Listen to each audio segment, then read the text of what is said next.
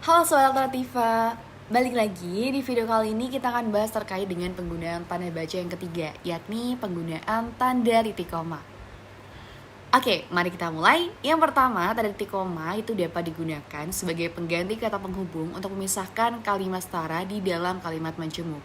Misalnya, hari sudah siang, anak-anak belum bangun tidur.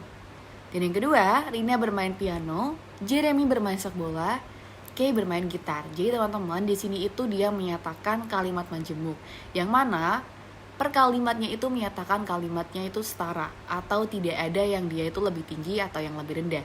Sama halnya di sini dia itu bisa dirangkai dengan konjungsi dan. Oke, yang kedua, tanda titik koma itu digunakan pada bagian perincian yang berupa frasa verbal. Frasa verbal itu adalah frasa kata kerja ya teman-teman ya. Misalnya, syarat mengikuti ujian masuk kampus ini adalah 1.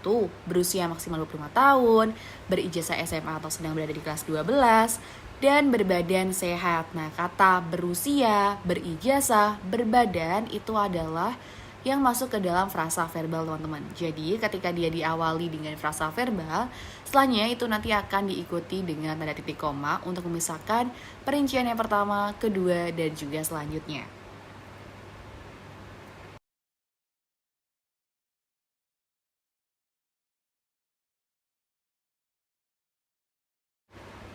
Oke, selanjutnya di aturan yang ketiga, tanda titik koma digunakan untuk memisahkan bagian-bagian perincian dalam kalimat yang sudah menggunakan tanda koma.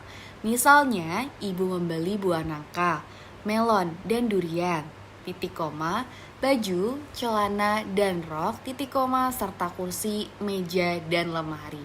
Jadi, ketika dalam pemerincian sudah menggunakan tanda koma dan akan dirinci lagi yang mana dia punya sekat yang berbeda, untuk memisahkannya teman-teman bisa menggunakan tanda titik koma ya. Dan yang terakhir, di aturan yang keempat, tanda titik koma digunakan untuk memisahkan sumber-sumber kutipan. Di sini misalnya ada sumber kutipan dari Mulyono, ada dari Samuel 2008. Nah, digunakan tanda titik koma untuk memisahkan tiap-tiap sumber kutipan. Mana kutipan yang 1, kutipan yang 2, dan kutipan yang ketiga. Nah, di sini teman-teman ada contoh soal. Silakan teman-teman bisa di-pause terlebih dahulu videonya, lalu coba dipikirkan mana opsi yang paling tepat. Oke, langsung kita bahas teman-teman. Di opsi A, nada sakit, kehujanan saat pulang kuliah. Nah, di sini teman-teman, dia itu bukan kalimat yang setara. Yang tadi ada di aturan bahwasannya ketika kalimat yang setara itu kita bisa menggunakan pemisahan tanda titik koma. Tetapi di opsi A ini kalimatnya tidak setara, melainkan di sini ada korelasi sebab akibat, yang mana nada sakit itu sebagai akibatnya. Dan setelahnya itu kehujanan saat pulang kuliah itu adalah si sebabnya teman-teman. Nah, di sini kalau kita coba untuk menghubungkan, dia itu paling pas dengan konjungsi karena. Oke, di opsi yang kedua, untuk menarik antusias penonton, penyanyi memberikan bunga kepada penonton. Nah, di sini teman-teman ada tanda titik koma itu tidak sesuai. Kenapa? Karena di sini teman-teman dia itu harusnya menggunakan tanda koma, bukan tanda titik koma. Yang opsi C, ayah membeli novel, majalah, dan koran berita itu juga tidak sesuai jika kita coba untuk memisahkan dengan tanda titik koma. Melainkan yang paling sesuai itu adalah dengan tanda koma ya.